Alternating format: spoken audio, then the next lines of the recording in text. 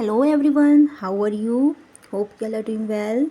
Welcome in my channel. In my video, in this video I'll show you how you can draw a portrait by a charcoal pencil and with a charcoal pencil test.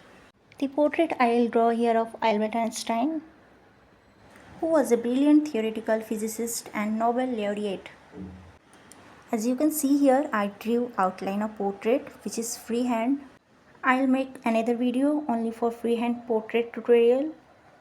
Here you can see tutorial for how to use of charcoal pencil and test for portrait drawing. I hope you will enjoy the process. Stay tuned and let's see how to do.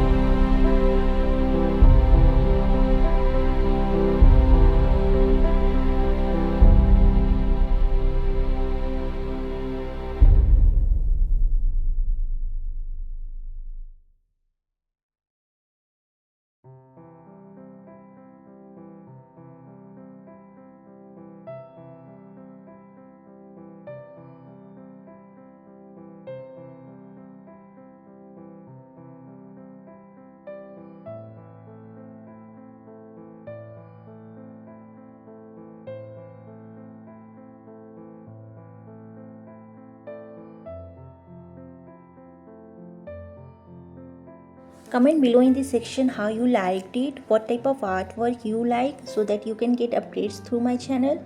If you have not subscribed my channel yet, then I'll recommend you to subscribe it now, because your subscription really motivates me to make such videos. And thank you so much all of you for watching.